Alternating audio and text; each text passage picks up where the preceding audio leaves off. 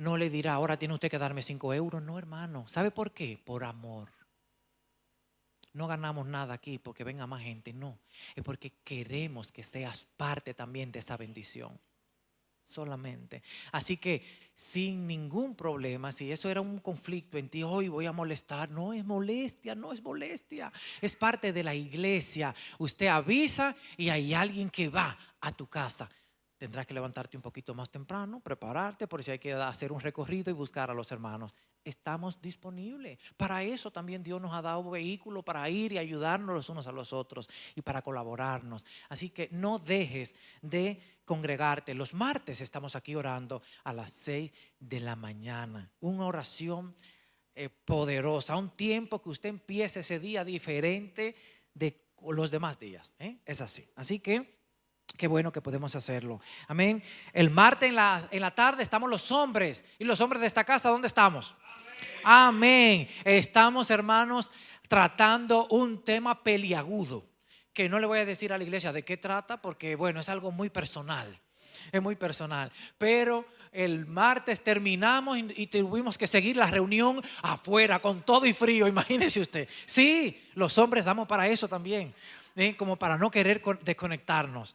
Así que este martes, como nos ha quedado así, como ese sabor, volvemos a hablar de lo mismo. Así que este martes estamos los hombres reunidos, gracias a Dios, con un propósito, hermano, tratando de ser buenos sacerdotes de hogar.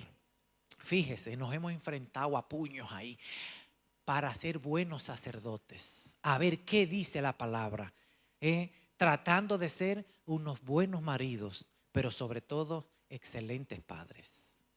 Entonces estamos ahí, mire, sacando de abajo a ver cómo podemos ser los mejores esposos y los mejores padres. Yo creo que las mujeres están contentas, ¿no? Bueno, deberían estar contentas. Que sepa que estamos haciendo todo lo que está en nuestra mano. Estamos reunidos por eso. Y las familias, hermanos, se reúnen los jueves. Es un grupo hermoso donde se reúnen tanto en la casa de nuestro hermano Ramón y Yosardi, que son los anfitriones, pero en este tiempo libre van rotando y creo que esta semana estarán en el Batam, ¿no? Reunidos en la casa de nuestros hermanos Juan, Carolina y doña Ángela, ¿vale? Como ha sucedido ya en otras ocasiones. Así que también, si usted se anima y se quiere unir a ese grupo de familia, pues también están tocando temas bastante interesantes propios del grupo familiar. Imagínese usted cosas que suceden hasta en las mejores familias, pues también eso se habla en esas reuniones familiares. ¿Y las mujeres de esta casa dónde están? ¿Hay mujeres aquí? Pues las mujeres se reúnen los viernes también a las 8 de la tarde. Están reunidas aquí compartiendo y estoy segura tratando de ser esa ayuda idónea, vamos, como nadie. Mire, yo creo que ese grupo está tratando de perfilarse también para ir a la par de esos maridos. Estamos haciendo nosotros un esfuerzo, hermano, para ser mejores padres y mejores maridos. Yo imagino que ellas también, a la luz de la palabra, están estudiando también en este tiempo libre temas que les ayuden a hacer esa ayuda idónea o el corazón de la relación. El corazón de la relación. Hermoso. El domingo, pues estamos aquí todos reunidos, hermanos, nuevamente compartiendo esta gran fiesta. Solo les recuerdo algo. La hermana Yosardi es la encargada de la limpieza general de la iglesia este noviembre, que será el 25. Usted habla con ella, se anota con ella, ¿vale? Se anota con ella, ¿vale? Y ella le va a decir cositas, de cómo hacerlo. No sé cómo lo van a organizar, porque ella es la directora. No sé si será, usted tendrá que venir temprano, un poquito más tarde. Lo vamos a organizar porque todos queremos participar, ¿vale? De la limpieza. Así que ella hable con la hermana Yosardi, que levanta la mano por ahí, y usted se anota y le dice, a ver, ¿qué es lo que hay que hacer? Y ella le va a decir también. Amén. Y recuerde, hermano, que la cajita de Navidad, esta cajita de regalo para los niños del África, ¿no? Se va a recoger el último día. ¿Cuál va a ser aquí en Rey de Reyes?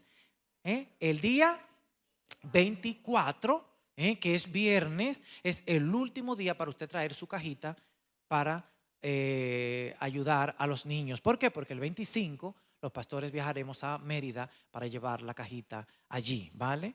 Así que les motivamos a que lo vaya preparando. Ya he visto personas comprando cajita y preparando su cajita de Navidad.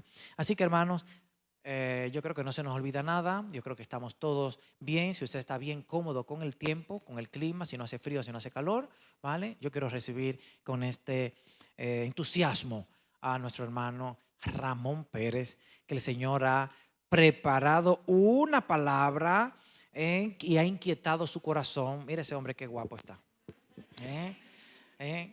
Así imagino yo y espero que esté su corazón para esa palabra que el Señor ha puesto en el corazón de él, para ministrarlo a nosotros. Y esa palabra es puesta en el corazón de él, no por un conflicto que probablemente sí esté en él, pero sobre todo tal vez en mí, tal vez en ti, o tal vez en alguien que nos ve en las redes. Y el Señor, por amor a esa persona o a nosotros, permite que hoy se predique lo que se va a predicar en esta mañana. Así que usted atenta por si esa palabra le habla algo a su oído, a su corazón. Es Dios mismo diciéndote: pon atención que tengo cosas para ti. Así que oramos al Señor por su vida y usted ore por la suya en este momento para recibir la palabra del Señor. Padre, en esta hora te doy las gracias por la vida de Ramón. Gracias por esa palabra que tú has puesto en su corazón. Espero, Señor, que ella le inunde por completo y que también inunde nuestra vida por completo también, Señor, y llegue a saturar todas las áreas debilitadas, Señor, esas áreas espirituales, Señor, que siempre nos hacen ahí cojear o nos llevan, Señor, con ese lastre, con la incertidumbre, con la incredulidad, Señor. Así que gracias por la palabra poderosa que tú traes en esta mañana para nuestras vidas. Confiamos, Señor, que hoy saldremos saturados, no solamente llenos, saturados de ti. Gracias, Espíritu Santo, gracias por permitir este tiempo tan hermoso y todo está en tu control. No te lo damos porque tú ya lo tienes desde siempre. Gracias, Señor, por este momento. Amén y amén. Los niños van a su escuelita y los adolescentes también. Los adolescentes, recuerde que tenemos niños y adolescentes. Los adolescentes van a su escuela con su maestra también. Dios te bendiga, siervo. Amén, amén, amén. Dios le bendiga, iglesia.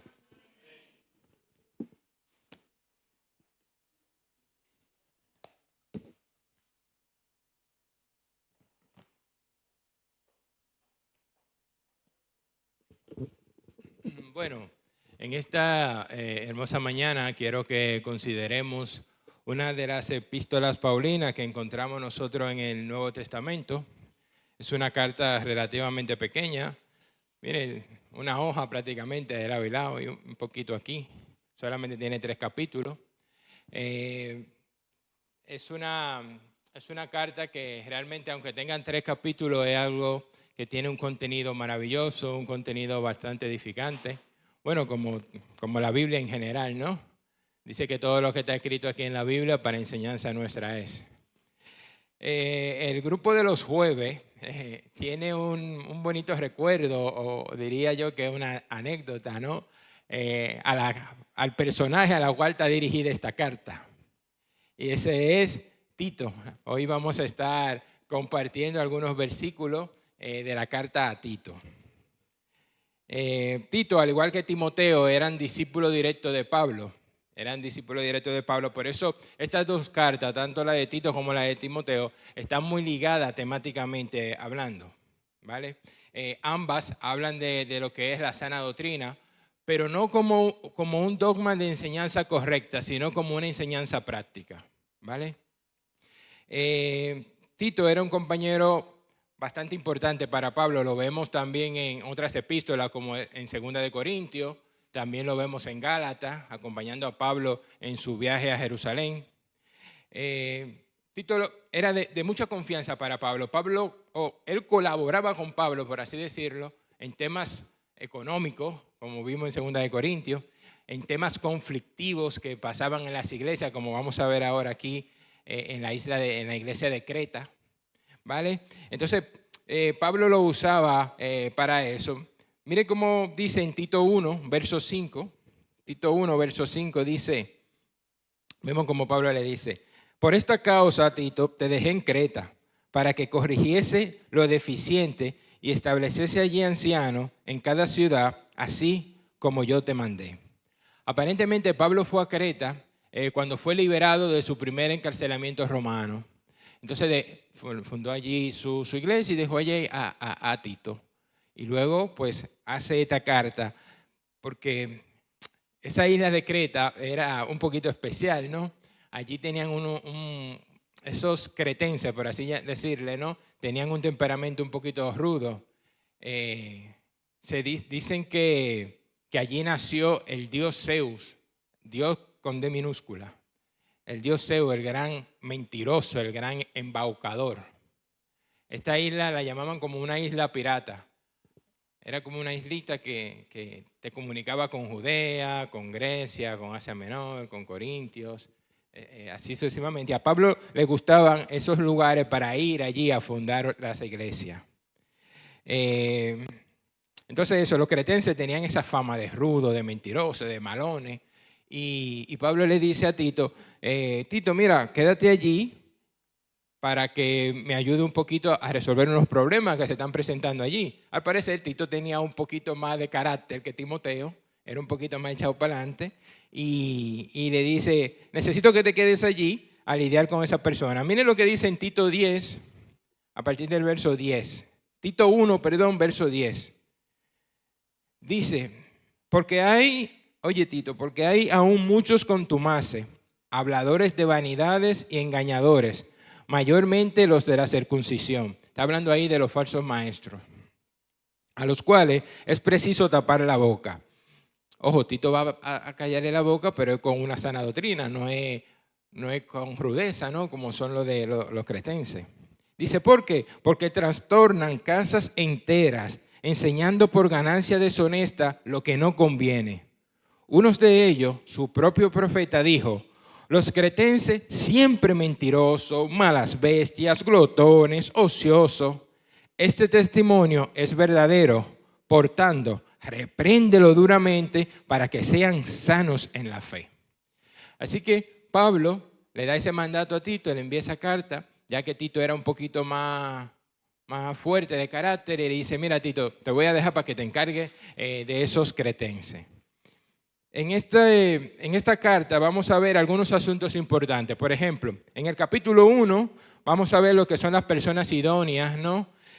Aquí veremos exhortaciones y requisitos para un liderazgo sano.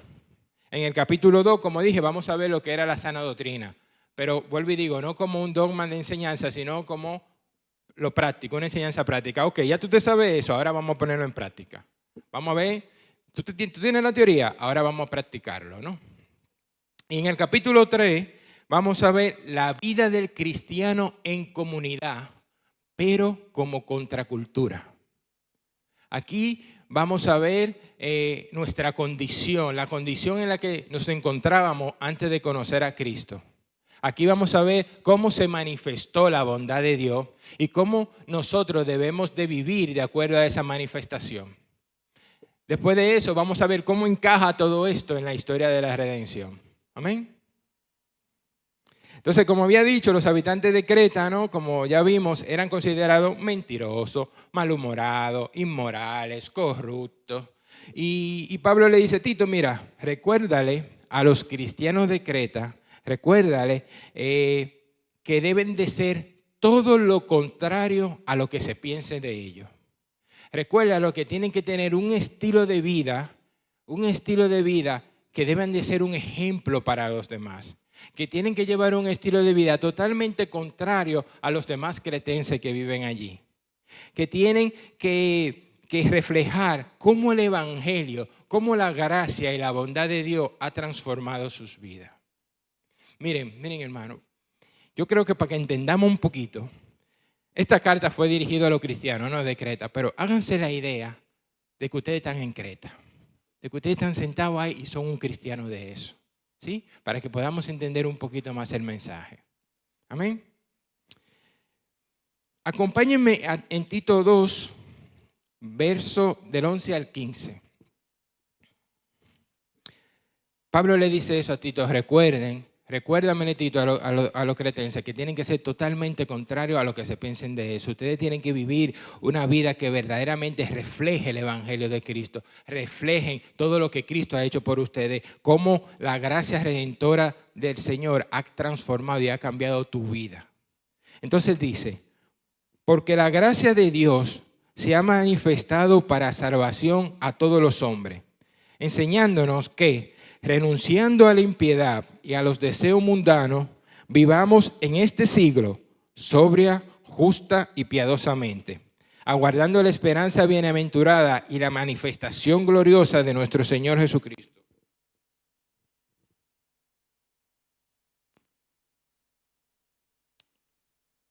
Bueno, seguimos aquí.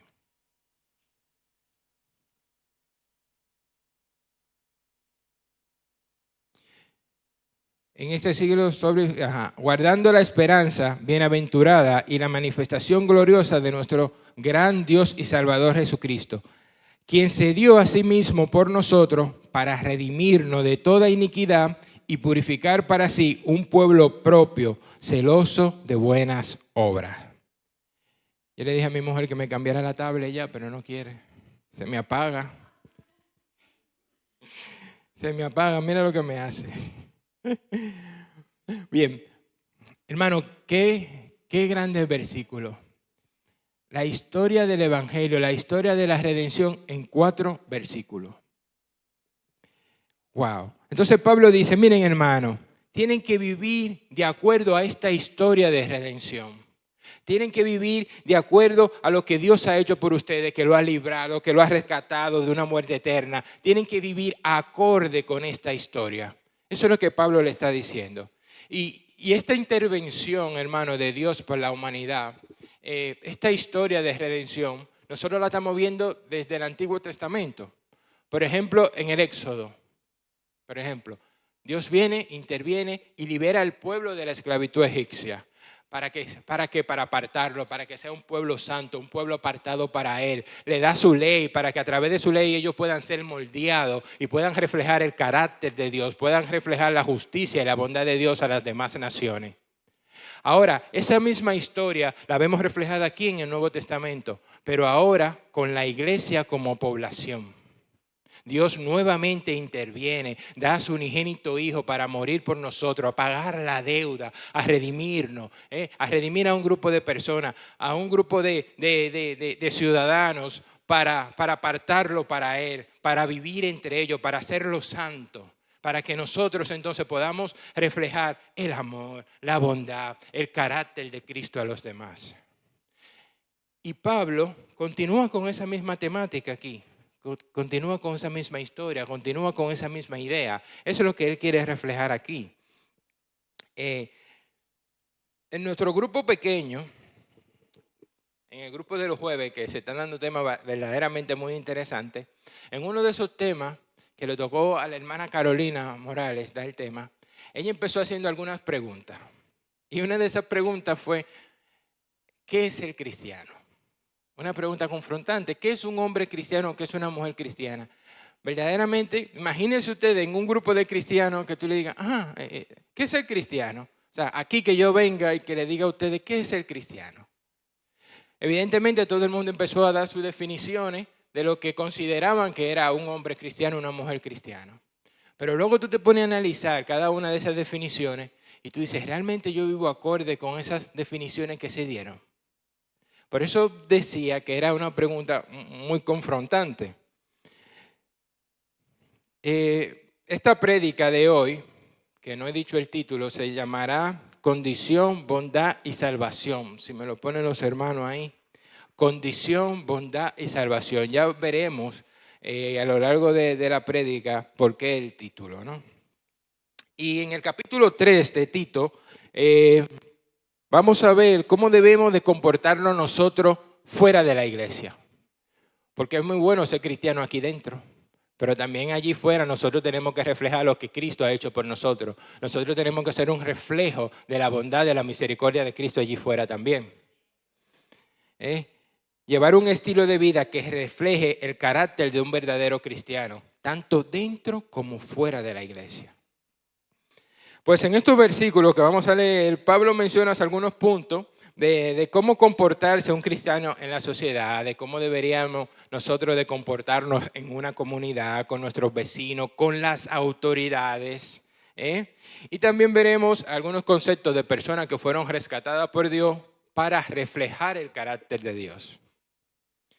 Entonces veremos que Pablo define al cristiano como una nueva humanidad.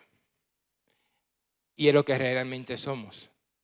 En Cristo nosotros somos nueva criatura, ¿no? Hay una nueva naturaleza en nosotros. Así como lo explicó el pastor el domingo pasado, que lo desglosó con cucharita. Nosotros somos una nueva criatura, tenemos una nueva naturaleza. Si Cristo habita en nosotros, nosotros tenemos esa naturaleza de Cristo en nuestro corazón. Amén. Acompáñenme en Tito 3. Vamos a empezar. Aquí quiero que hagamos mayor énfasis. En el capítulo 3 de Tito. Dice Pablo, Tito, recuérdales que se sujeten a los gobernantes y autoridades, que obedezcan, que estén dispuestos a toda buena obra, que a nadie difamen, que no sean pendencieros, sino amables, mostrando toda mansedumbre para con todos los hombres. Tito tenía que recordarle a los cristianos cretenses cómo tenía que comportarse en la comunidad. Cómo tenían ellos que comportarse como cristianos en la comunidad. Cómo que ellos deberían de ser conocidos como una sociedad dentro de otra sociedad. Eso es lo que Pablo quería decirle, que deben de respetar a las autoridades, que deben de ser respetuosos, que deben de ser pacíficos, mostrando toda mansedumbre, que estén capacitados para realizar buenas obras. Podríamos definir buenas obras como aquellas cosas que se hacen para el bien de la comunidad, para aquellas cosas que se hacen para ayudar a los vecinos, ¿vale? Podríamos definir buenas obras como eso. Que algo, hermano, que seguramente iba a ser difícil para los cretenses, ya que vimos que eran malas bestias, que eran mentirosos, que eran odiosos, que eran malones, y eso iba a ser quizá un poco difícil para ellos someterse, ¿no? Como Pablo le está diciendo aquí, que se sometan a las autoridades. Yo recuerdo muy bien que estos versículos se discutieron en el grupo de hombres, y surgieron un montón de variables externas y un montón de cosas ahí, las cuales no vamos a discutir hoy. Pero sí lo que quiero dejar el mensaje claro, la idea central de lo que Pablo quiere decir en estos versículos, ¿no? Expresarle Pablo a los cretenses. Y Pablo lo que le está exhortando a los cristianos cretenses, que como iglesia en una sociedad deben de comportarse de una manera distinta a esa sociedad. Que como iglesia nosotros debemos comportarnos de una manera distinta a esos cretenses, ¿vale? Que tenemos que estar actuando no como rebeldes, no como mentirosos, no como inmorales, sino con toda amabilidad, con toda mansedumbre, respetando, obedeciendo a las autoridades. Eso es lo que Pablo quiere expresarle a los cretenses. Yo sé que es muy difícil, porque incluso para nosotros mismos, porque cuando nos hablan de sujeción, es como que se te dispara una alarma, sujetarse.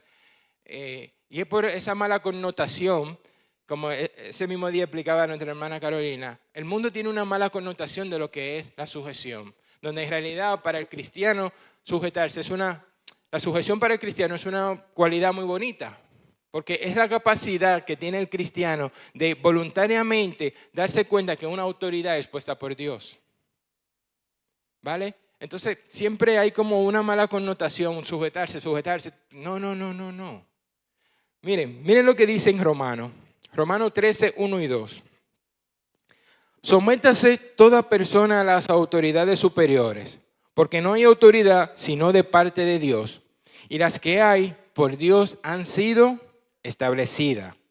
De modo que quien se opone a la autoridad, a lo establecido por Dios resiste. Y lo que resiste acarrea condenación para sí mismo. Fíjense, dice toda persona.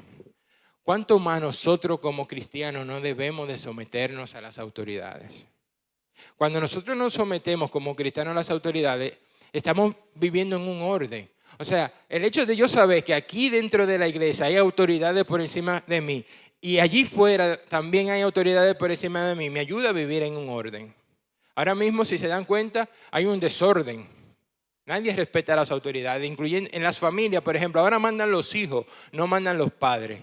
Entonces, ahí hay ese desorden, ¿no? El hecho de nosotros someternos a las autoridades y darnos cuenta que toda autoridad es puesta por Dios, nos ayuda a nosotros a vivir en orden. Cuando un cristiano se somete a las autoridades, está diciendo que su prioridad está en orden. Está diciendo que detrás de toda autoridad mundana está el gobierno y la soberanía de Dios. Eso es lo que está diciendo un cristiano cuando se somete a una autoridad.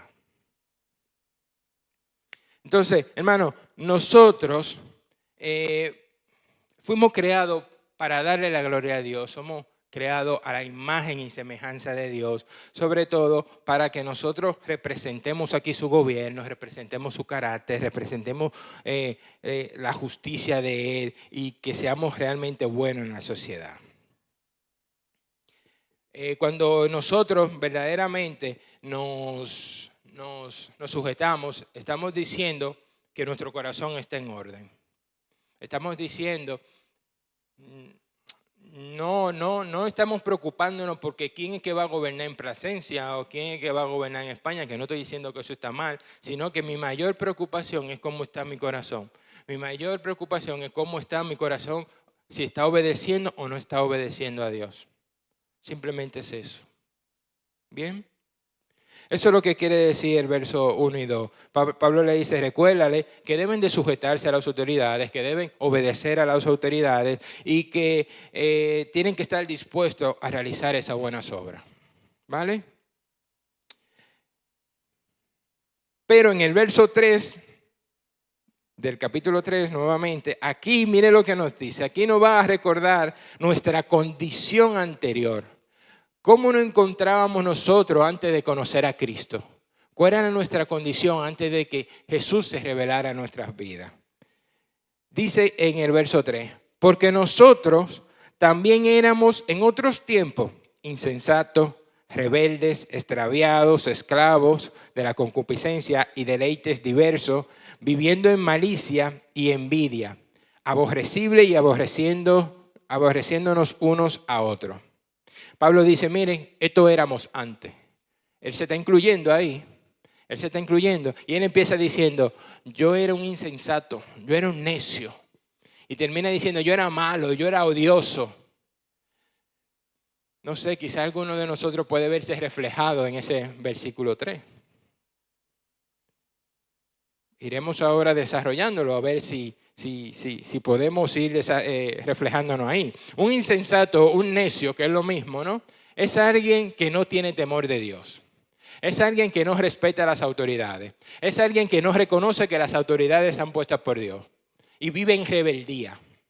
Y vive en rebeldía, hermano. Entonces, eso, cuando tú vives en rebeldía, ¿eso qué hace? Te extravía, te desvía del camino de la voluntad de Dios. Y en el momento en que yo me desvío de la voluntad de Dios y me extravío de la voluntad de Dios, empiezo a vivir de acuerdo a mi propia voluntad. Entonces empiezo a hacerme esclavo de mi propia concupiscencia, ¿no? Esclavo de mis propios deseos carnales. ¿Y eso qué hace? Pues me arrastra a vivir una vida maliciosa, una vida llena de pecado, una vida de envidia, aborreciendo, incómodo con todo el mundo, aborreciendo a todo el mundo, envidiando, sintiéndome a mí que lo que yo tengo no es suficiente y envidiando a los demás. Eso es lo que pasa. No sé si me siguen. ¿Sí?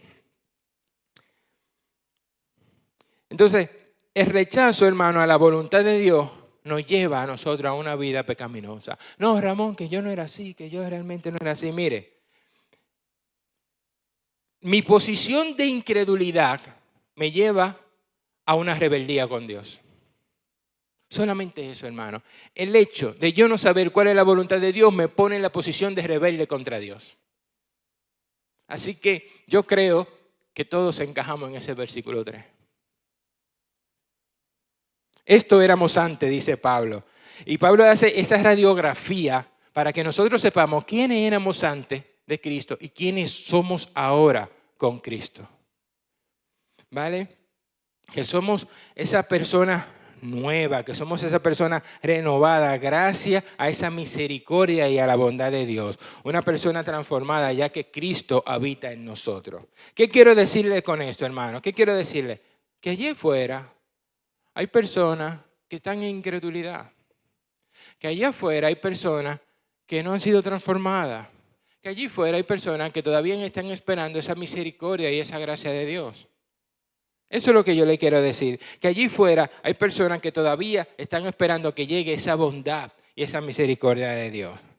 Y nuestra vida, nuestro comportamiento debe ser un reflejo, hermano, de esa bondad, de ese amor, de esa vida transformada que ha hecho el Señor en nosotros. Un reflejo de que ya no somos lo que éramos antes, sino que ahora somos una nueva criatura en Cristo. Por ejemplo, Vivian, que digan, pero vamos a ver, ¿y ese Vivian? ¿Y esa que está ahí Vivian? Pero qué raro, yo la veo diferente ahora, ¿no? Ay, que se ha hecho cristiana. Ah, es eso, que ahora Vivian es cristiana. Pues mira, a mí me gustaría saber qué es lo que le hacen en esa iglesia allí.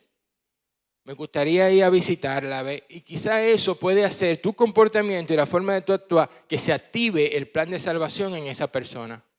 Solamente con tu comportamiento, solamente con la forma de tu actuar, solamente reflejando el cambio de vida que Cristo ha hecho en ti. Seguimos. Entonces, después de Pablo explicar esa condición en la cual nos encontrábamos antes y la condición en la cual nos encontramos ahora, antes de que Cristo viniera y nuestra condición presente ahora con la salvación, dice el verso 4, pero... Ese pero muestra ahí esa transición, ¿no? Pero cuando se manifestó la bondad de Dios, nuestro Salvador, y su amor para con los hombres, nos salvó.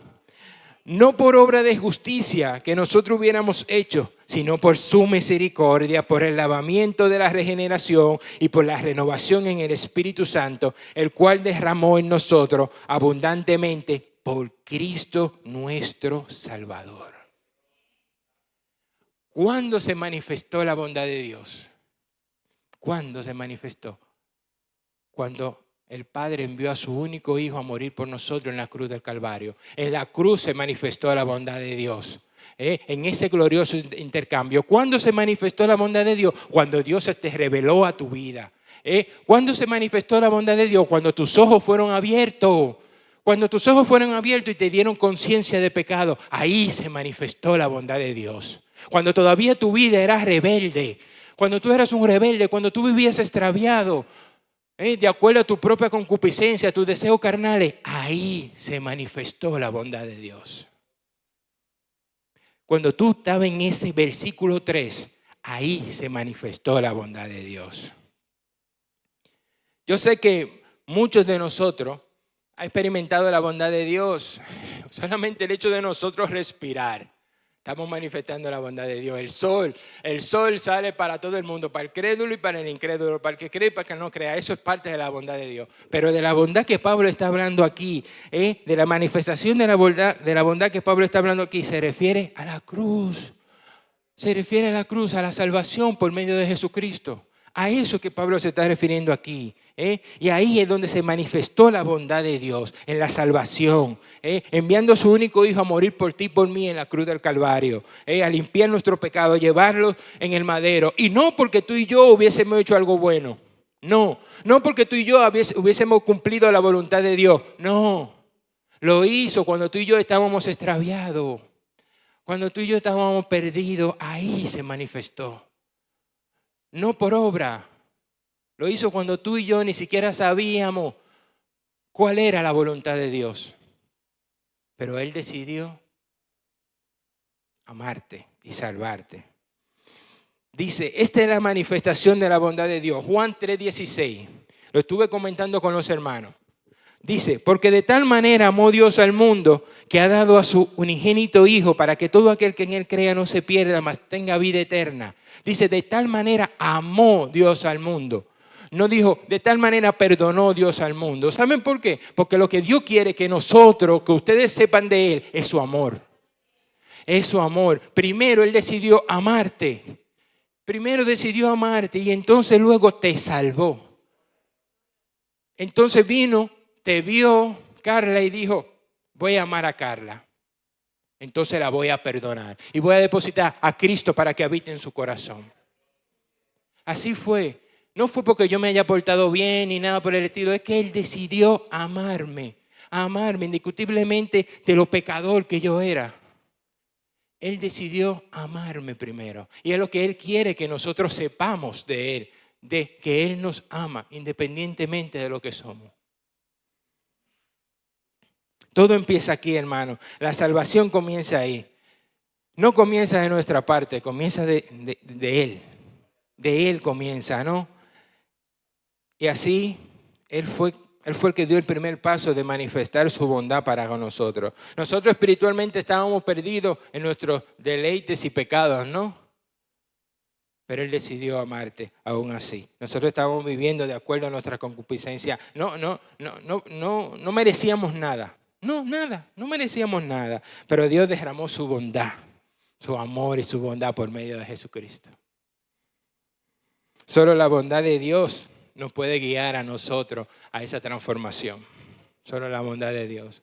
No es, como le decía a los muchachos, no es el juicio, no es tú juzgar a una persona. Eso no transforma a nadie. El infierno no transforma a nadie. El hecho de decir, ay, me voy a portar bien para no irme para el infierno. Mentira, eso no te va a transformar. Yo me acuerdo una vez cuando yo me convertí, que el Señor me llamó, yo tenía una euforia, que yo quería que todo el mundo sintiera lo que yo estaba sintiendo.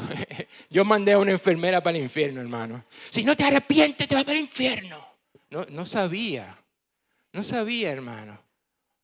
Perdón a Maricilla, donde quiera que se encuentre. No sabía, hermano. El infierno no va a transformar a nadie. Es la bondad y la misericordia de Dios. Es esa obra transformadora que transforma. Es esa, mire, el juicio, Jesús habló de eso porque es verdad. Nosotros, si no nos arrepentimos, vamos a ir al juicio y vamos a terminar en el infierno. Pero eso no te va a transformar. La bondad de Dios, la misericordia de Dios, Cristo es que va a transformar. Esa metanoia, ese cambio, ese arrepentimiento, solamente lo trae Cristo. El amor de Dios es el único que puede transformarte. Entonces, eso es bueno que nosotros sepamos eso. ¿Saben por qué? A nosotros se nos está mandando a predicar. ¿Y qué tú vas a predicar? El amor de Cristo. El amor de Cristo. Es lo único que te puede llevar a un arrepentimiento. ¿Y cuándo se manifestó el amor de Cristo? En la cruz del Calvario por medio de Jesucristo. Es lo único que te puede transformar. Lo único, hermano. Mandar a la gente al infierno no te va. Es cuestión de reconocer tu pecado, de reconocer tu condición, ¿no? Y Dios enviará al Espíritu Santo a limpiarte, a limpiar tu corazón, ¿no? De todo pecado y mostrarte a Cristo. Y te mostrará a Cristo. Y tu corazón empezará a limpiarse de toda esa malicia, de todo ese odio, de eso aborrecible que decía ahí el texto, ¿no? Y aborreciendo a otros, seríamos limpiados de eso. Eso es el Evangelio. Así obra el Evangelio de Jesucristo. Y vuelvo y digo, es importante que nosotros sepamos eso. Dios ama, hermano, lo que no merece ser amado. Dios ama a hombres y mujeres que por más bueno que se crean ser, no merece ser amado de la forma en que Dios nos ha amado, de una forma incondicional, de una forma sacrificial. No sé si así que se dice. ¿Se dice así? Sí. ¿Sí? De una forma sacrificial, hermano. No merecíamos ese amor. Piensen en nuestra condición anterior y pregúntese si verdaderamente merecemos o merecíamos ser amados así. Piense. No, ¿verdad? Dios te ama no es porque tú eres bueno, sino porque Él es bueno. Y ha manifestado su bondad en ti a través de Jesucristo. Entonces no podemos predicar, hermano, un evangelio contenido en nosotros mismos. Un evangelio que le quite la gloria a Dios, porque nosotros no hemos hecho nada para salvarnos. Nada. No me puedo salvar yo mismo, mucho menos salvar a otro. Hermano, no tengo yo ni siquiera misericordia, a veces, y empatía por el hermano, mucho menos para yo salvar a una gente. Entonces, el evangelio que predicamos glorifica a Dios y no al hombre. Y eso es importante de verdad, hermano, a la hora de predicar el evangelio, que nosotros entendamos lo que Dios hizo por nosotros, el amor que Él ha tenido por nosotros y a la vez prediquemos sobre ese amor. Nosotros le amamos a Él porque Él nos amó primero. Pero escuchen bien, Él nos amó primero. Pero nosotros podemos ahora amarle porque Cristo está en nuestro corazón. Porque el Espíritu Santo mora en nosotros. Por eso nosotros podemos amarle y podemos responder a eso, a ese mandamiento que dice: amarás al Señor tu Dios con todo tu corazón, con toda tu alma y con toda tu mente. Gracias a que Cristo habita en nosotros. Y eso es lo que Pablo quiere explicar, hermano. Eso es lo que quiere Pablo explicar. Recordar de dónde viene nuestra salvación. Entonces, cuando nosotros recordamos de dónde viene nuestra salvación, nos lleva a nosotros a pensar que lo único que somos diferentes al incrédulo que está allá afuera es que Él nos salvó. Ya está. Lo único. Porque nosotros estábamos en la misma condición de ellos. En el mismo zapato. Incrédulo, viviendo en nuestra propia concupiscencia, rebelde, llevándonos de nuestros deseos carnales. Pero la diferencia fue que Él decidió amarme. Él decidió amarnos.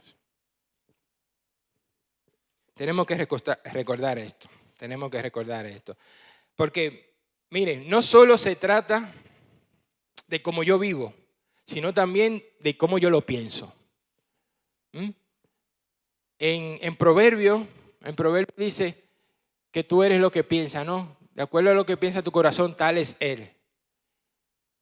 Cuando es cierto que nosotros es bueno que conozcamos lo que es una sana doctrina. Una buena doctrina nos lleva a nosotros. Si dice, porque cuál es su pensamiento en su corazón, tal es Él.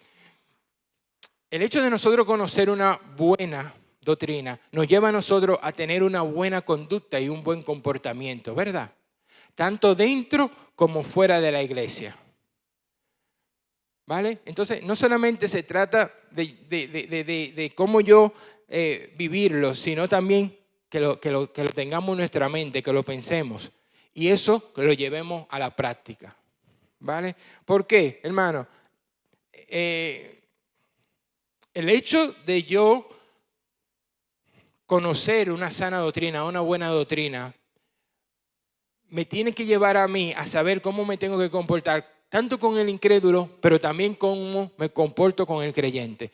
Una sana doctrina, una buena doctrina no me puede a mí crear una barrera que yo no pueda acercarme a una persona que también crea en Cristo y darle la mano y abrazarlo y decirle: Dios te bendiga. Porque si eso está pasando, estamos perdiendo entonces el norte, estamos perdiendo el objetivo del evangelio, que no es ese. No es ese. Nosotros estamos llamados a predicar el amor de Dios. Entonces eso no puede hacernos a nosotros, evitarnos a una persona que también cree en Dios, que también ha sido salvo, no darle la mano y que porque discutamos que si la salvación se pierde o la salvación no se pierda. Escúcheme bien, eso es importante, sí, pero no es verdad que yo me voy a poner a perder el tiempo allá afuera a discutir eso con una gente. Ya para eso están los grupos pequeños, le diría yo. ¿Tú quieres discutirlo? Venga, nos vemos el martes o nos vemos el jueves. Pero Dios te ama. Dios te ama.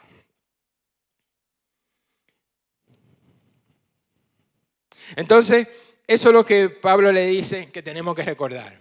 Versos 1 y 2. Cristiano cretense, cristiano de aquí de Iglesia Rey de Reyes, recuerde que tienen que respetar a las autoridades, tienen que someterse, tienen que estar dispuestos a buenas obras. Verso 3, recuerden la condición en la que ustedes se encontraban antes de que Cristo llegara a sus vidas. Recuerden eso, en qué condición, que estaban extraviados, que se habían desviado, que caminaban de acuerdo a sus propios deseos carnales y que Dios, por amor, manifestó su bondad. Verso 4. ¿Y qué pasó cuando Él manifestó su bondad? Verso 5. Nos salvó. Nos salvó. Verso 5. Dice, nos salvó, no por obra de justicia que nosotros hubiéramos hecho, sino primero que por su misericordia, por el lavamiento de la regeneración y por la renovación en el Espíritu Santo. No por obra de justicia. ¿Qué es eso de obra de justicia? Es todo aquel esfuerzo humano para justificarse delante de Dios. Es toda aquella cosa que nosotros hacemos para creernos o intentar hacernos justos delante de Dios. Me voy a ir para la iglesia el domingo para que Dios me perdone. Voy a ir al culto de oración para que Dios me perdone. No, la cosa no funciona así. No es así. No es por obra de justicia. Los judíos le dijeron a Jesús, ¿qué tenemos que hacer para poner en práctica la obra de Dios? Juan 6, 28, 29. Póngamelo ahí atrás. Oye lo que le preguntaron. Entonces le dijeron, ¿qué debemos hacer para poner en práctica las obras de Dios? Respondió Jesús y le dijo, esta es la obra de Dios, que creáis en el que Él ha enviado. Esta es la obra de Dios, no del hombre. ¿Te están diciendo que haga algo? No. ¿Qué tengo que hacer? Me tengo que circuncidar, tengo que guardar la ley, tengo que hacer el camino de Santiago, tengo que rezar 27 Padre Nuestro y 16 Ave María. No, solamente creer en algo que ya Él hizo. Solamente, no es por obra de justicia, es porque Él te amó primero.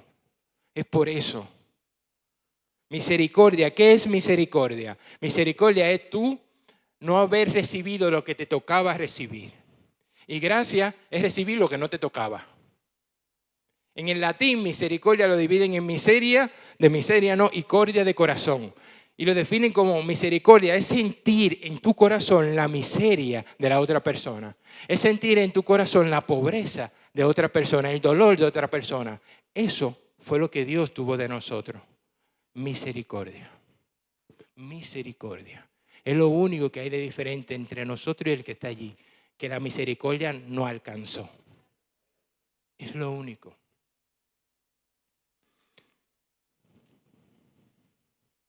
Y ahora viene, hermano, la gran pregunta. Si Dios tuvo misericordia de nosotros,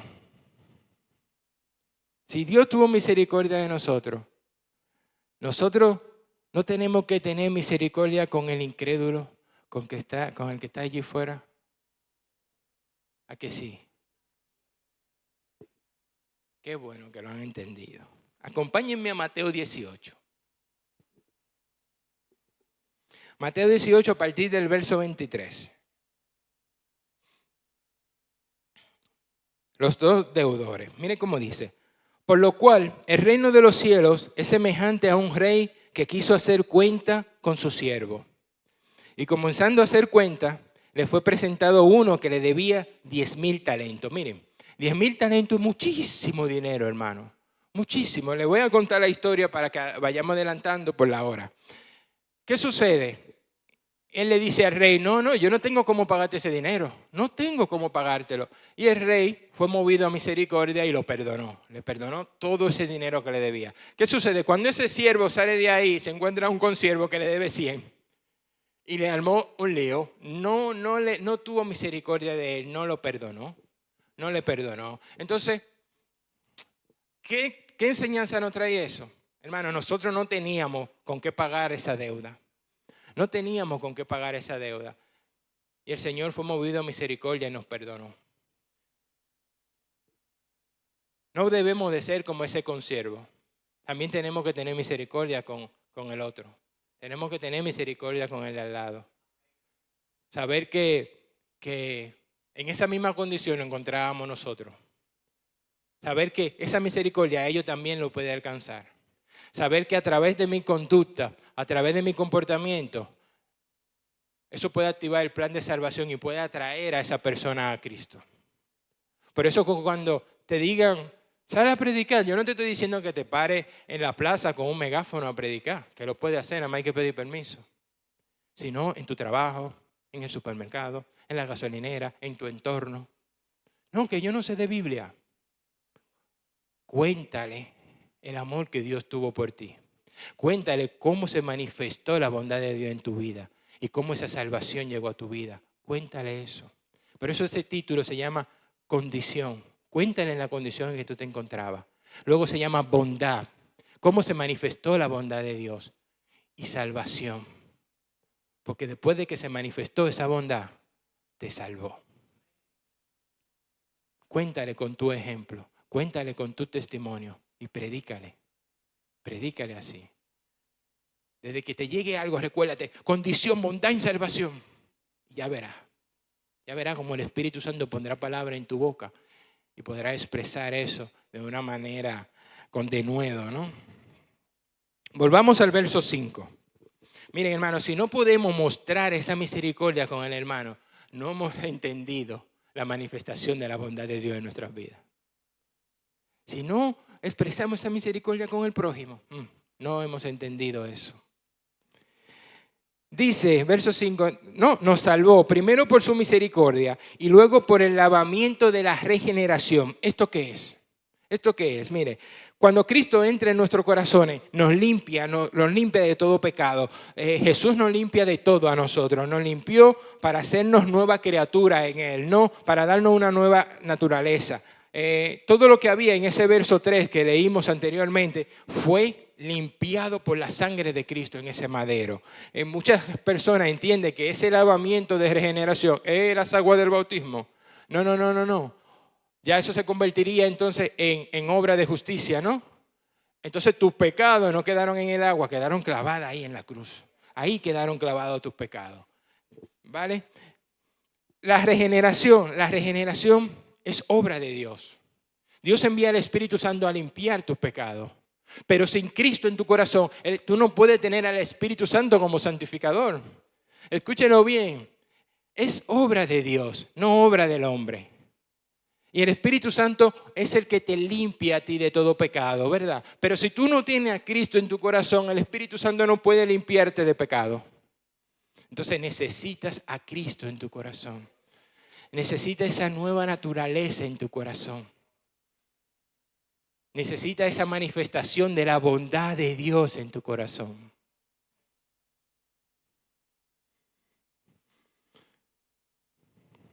Verso 7.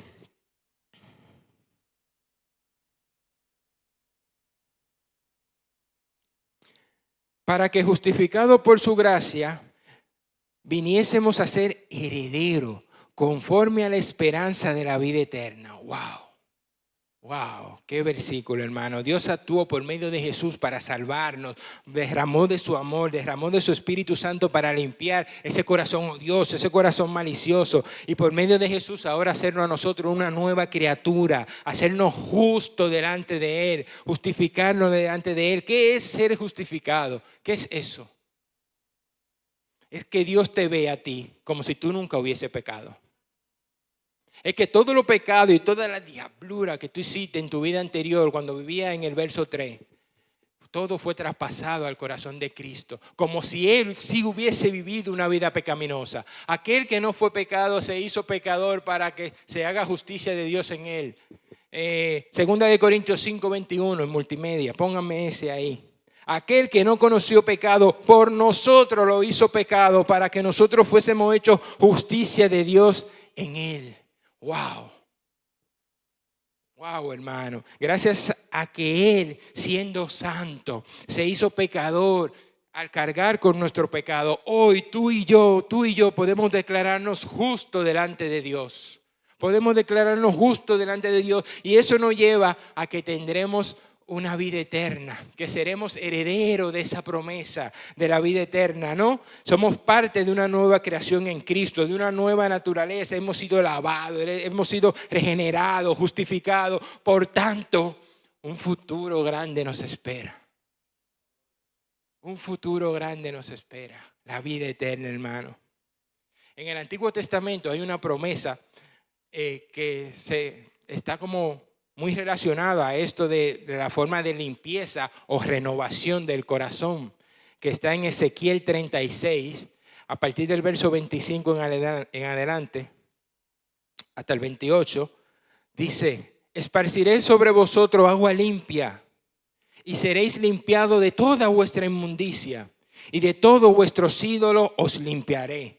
Os daré un corazón nuevo y pondré un espíritu nuevo dentro de vosotros. Y quitaré de vuestra carne el corazón de piedra y os daré un corazón de carne. Y pondré dentro de vosotros mi espíritu y haré que andéis en mis estatutos y guardéis mis preceptos y lo pongáis por obra. Habitaréis en la tierra que di a vuestros padres y a vosotros me seréis por pueblo y yo les seré a vosotros por Dios. En el contexto en que fueron escritos estos versículos, es que el pueblo de Israel se había desviado y había traído, Dios había traído una pequeña disciplina en ellos y habían sido exiliados hacia Babilonia. Y el Señor le dice, mira, aunque ustedes me fallaron, aunque se volvieron idólatras, miren, yo voy a tener misericordia de ustedes. Y voy a cambiar ese corazón de piedra y lo voy a poner en un corazón de carne. Y voy a derramar de mi Espíritu Santo en su corazón para que ustedes me puedan obedecer, para que ustedes me puedan entonces amar. Fíjense, si Él no cambia el corazón y pone el Espíritu, nosotros no podemos hacer. Si Él no cambia esa naturaleza, no lo podemos hacer. Entonces yo pondré de mi espíritu y pondré un corazón nuevo para que ustedes puedan obedecerme, amarme, para que ustedes sean mi pueblo, para que ustedes sean el reflejo de mi gobierno, para que ustedes puedan reflejar mi amor, mi bondad, mi justicia, mi carácter a las demás naciones, a los demás, al incrédulo que está allí fuera. Ahora, hermano, esa promesa de Israel se extendió a nosotros por medio de Cristo. Ahora nosotros somos parte de ese pueblo renovado. Gracias a su misericordia, a su bondad. Y esa es la promesa del Evangelio. Esa es la promesa del Evangelio. Que Dios ha hecho para todo aquel que crea en Él. Todo aquel que crea en Jesús será salvo, limpiado, renovado. Él pondrá su Espíritu Santo en nosotros para que nosotros podamos amarle y obedecerle. Ahora sí me cobra sentido lo que dice Pablo, que somos una nueva criatura. Ahora sí. De que somos una nueva humanidad. Ahora sí cobra sentido. Gracias a lo que Cristo ha hecho por nosotros. Así que, hermanos, recuerden esto. Recuerden esto siempre. Nosotros somos llamados a reflejar la obra de Dios dentro y fuera de la iglesia. Recuerden de dónde nos sacó Dios, cuál era nuestra condición anterior. Esa posición de rebeldía que teníamos nosotros delante de Dios y que solamente por su bondad y por su misericordia Él nos salvó. El primer paso lo dio Él. Así que nosotros no tenemos nada de que jactarnos y enorgullecernos de las demás personas, que yo sí soy cristiano y tú no, que tú te vas para el infierno y que yo no. No tenemos nada de que jactarnos. Nada. Más bien, hermano, lo que tenemos que hacer es predicar el Evangelio. Y extenderle esa misericordia a ellos. ¿Quién sabe si ahí fuera también hay un príncipe? ¿Quién sabe? ¿Quién sabe si esa promesa también se extiende a ellos de la vida eterna? Amén. Así que, hermanos, recuerden eso. Condición, bondad y salvación. Amén. Antes de entregarle al pastor, a ver si los hermanos de multimedia me ponen una canción. Gracias, Padre. Vamos a orar. Gracias, Padre, por tu amor, por tu bondad, por tu misericordia. Gracias, Señor, porque realmente nosotros sin ti no somos nada, Señor. Realmente, Señor, tu amor y tu bondad y tu misericordia es lo que a nosotros nos ha hecho, por así decirlo, un poco especial. Pero especial solamente para reflejar tu reino, para reflejar tu amor, para reflejar tu bondad, para reflejar tu justicia. Ayúdanos, Señor, a predicar un evangelio que te dé toda la gloria y toda la honra a ti. No un evangelio basado en nosotros, en nuestras obras, porque todo lo que somos ahora y todo lo que hemos recibido es por tu gracia, es por tu misericordia. Ayúdame, Señor, verdaderamente antes de juzgar a los demás, ver en la condición en la que yo me encontraba, Señor. Y dependiendo, Señor, en esa condición, Señor, ha sido, y recordar, Señor, que esa condición que tú me sacaste fue por tu amor, porque derramaste tu bondad, tu misericordia y me atrajiste a Cristo, Señor. Porque tú has sido el que atrae, tú eres el que atrae, Señor. No son mis actos, no son mis obras, Señor. Es tu bondad, Señor. Gracias, Señor, por tu gracia. Gracias, Señor, por tu misericordia, Señor. Oh, sí, Señor. Cada día la vemos reflejada en nuestra vida, Señor. Fue tu gracia que sanó mi corazón y mi alma salvó. Fue tu gracia, Señor. Gracias por tu gracia que tú derramaste en mí, aunque no la merecí. No merecíamos ser amados de la manera en que tú nos has amado, Señor. Pero tu amor es más grande, Señor.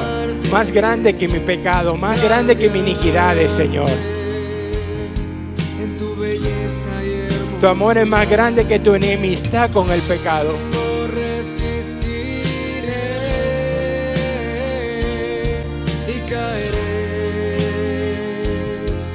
humillado a tus pies.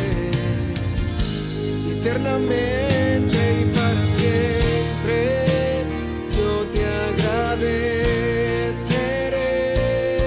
Gracias, dile gracias al Señor. Dile gracias por esa gracia inmerecida. Que tus heridas curarán las mías y tu muerte me hiciera vivir. Gracias, Señor. Gracias, gracias.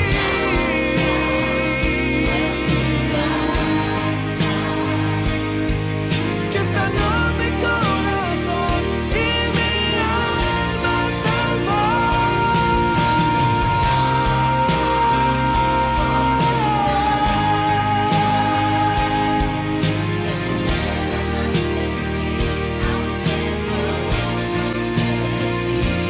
perdón, mi salvación, tu redención,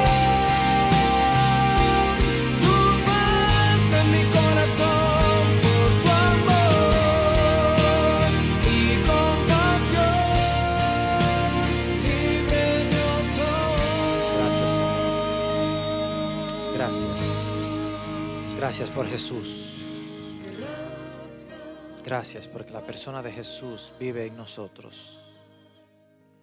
Y gracias, Espíritu Santo, por ayudar en este proceso de la santificación y de la regeneración. Gracias por tu compañía. Gracias, Señor, porque no nos dejas ni un minuto solos. Garantía de ello es que Cristo está en nuestro interior. Él está ahí. Cuando quieran venir cosas de fuera, no, tú estás aquí conmigo, Cristo. Tú estás aquí. Y tu poder se perfecciona en mi debilidad. Tu poder se perfecciona. Cuando quiera venir los problemas, el chisme y toda esa cosa, tu poder se perfecciona en mi debilidad. Y tengo una nueva naturaleza. Soy del reino. Aquí no pertenezco a este mundo. Así que estas cosas no pueden y no podrán conmigo. Tiene que primar entonces en mí su gracia, su bondad y su misericordia. Gracias, Señor. Nos despedimos de las personas que nos ven en las redes sociales. Les motivamos a que vengan a esta casa, hermano. No que nos vea por las redes, es que usted venga aquí a esta casa y pueda compartir la experiencia de estar en este hogar, en esta familia, en esta congregación. Así que nos vemos. Si no puede venir, nos vemos la semana que viene.